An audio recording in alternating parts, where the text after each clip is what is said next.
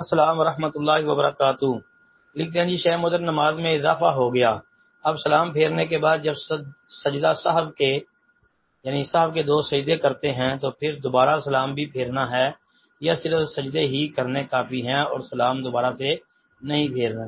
نہیں جی نہیں، جب صاحب کے سجدے کرنے ہیں تو پھر دائیں بائیں دونوں طرف سلام اسی طرح پھیرنا ہے جس طرح عام نماز کے اندر سلام پھیرا جاتا ہے جی، یہ نہیں کہ دوسرے سجدے سے اٹھ کے ویسے ہی چلے جانا ہے، یہ سلام پھیرنا ہے باقاعدہ۔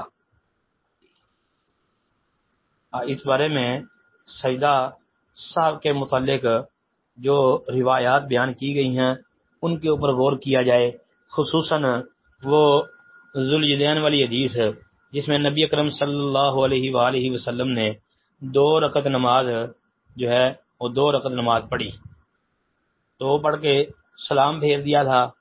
وہ ظہر یا عصر کی نماز تھی، 2 رکعتیں پڑھا کے سلام پھیرا تو بڑے بڑے صحابہ موجود تھے اور ان میں ایک صحابی تھے ذوالجدین، جن کو ہاتھوں کی لمبائی کی وجہ سے ذوالجدین کہتے تھے۔ انہوں نے ہمت کر کے نبی کریم صلی اللہ علیہ وسلم سے یہ بات پوچھ لی کہ اکثرت الصلاۃ ام نسیتا، کہ اللہ کے رسول اسلام کیا نماز کم کر دی گئی ہے یا آپ بھول گئے ہیں؟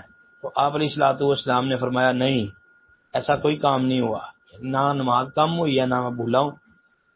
بہرحال پھر نبی علیہ السلام نے صحابہ سے پوچھا، بعض روایتوں میں آتا ہے صحابہ نے سر کے اشارے سے، بعد میں آتا ہے بول کے کہا کہ جی یہ ذوالجدین سچ کہتا ہے۔ اللہ کے نبی نے پوچھا تھا نا اصدق کا ذوالجدین، کیا ذوالجدین سچ کہتا ہے؟ آپ نے فرمایا، صحابہ نے کہا جی ذوالجدین سچ کہتا ہے۔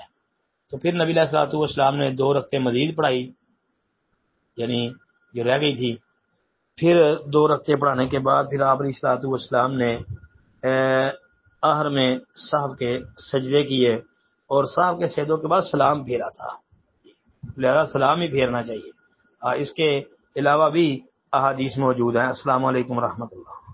وعلیکم السلام ورحمۃ اللہ وبرکاتہ۔ محترم بھائی کا سوال یہ عبداللہ بن مسعود رضی اللہ عنہ حدیث جو ہے کہ نبی علیہ السلام نے شروع نماز میں رفع الیدین کیا پھر نہیں کیا، یہ آپ نے اس کی 2 تصویریں بھیجی ہیں، شرح معنی الاثار جو ہے طحاوی کی، اس کا حوالہ بھی دیا جی بالکل، یہ اس میں بھی اور اس کے علاوہ بھی بے شمار کتابوں میں یہ روایت موجود ہے، اور یہ روایت سنن نبی داود کے اندر بھی آتی ہے جو کہ سند کے اعتبار سے صحیح بھی نہیں ہے۔ جس طرح کہتا ہے نا یہ علقمہ قال عبداللہ بن مسعود، کہ عبداللہ بن مسعود کیا کہتے ہیں، الا اصلی بکم صلاۃ رسول اللہ صلی اللہ علیہ وسلم قال فصلى فلم يرفع يديه الا مرتين۔ اور یہ روایت امام ابو داود رحمۃ اللہ علیہ نے درج کی ہے، اور درج کرنے کے بعد امام ابو داود رحمۃ اللہ علیہ نے اس روایت پر جرح بھی کی ہے۔ وہ فرماتے ہیں کہ لکھا ہے قال ابو داود هذا حدیث مختصر من حدیث طویل وليس هو بصحیح علی هذا اللفظ۔ مطلب امام صاحب کیا فرماتے ہیں کہ یہ حدیث ایک لمبی حدیث سے مختصر ہے اور ان الفاظ میں یہ صحیح نہیں ہے۔ اب لوگوں کو یہ حدیث تو نظر آتی ہے اور ساتھ امام ابو داود رحمۃ اللہ علیہ کی جرح نظر نہیں آتی۔ دوسری بات، اگر کوئی امام ابو داود کی کتاب سنن کا حوالہ نہیں دیتا، دوسری کتابوں کا حوالہ دیتا ہے جس میں یہ جرح نہیں ہے، تو پھر اس کی تحقیق کریں تو باقی ائمہ محدثین نے اس پر جرح کی ہے۔ سنن ترمذی کے اندر یہ روایت 257 نمبر پر موجود ہے اور امام ترمذی رحمۃ اللہ علیہ نے یہ روایت درج کی ہے، اور ساتھ ہی امام عبداللہ بن مبارک رحمۃ اللہ علیہ جو بہت بڑے امام تھے، محدث تھے، انہوں نے یہ بات کہی ہے کہ یہ ثابت نہیں ہے۔ پھر اس کے علاوہ امام بخاری، امام شافعی اور ائمہ محدثین کے نزدیک یہ روایت صحیح نہیں ہے۔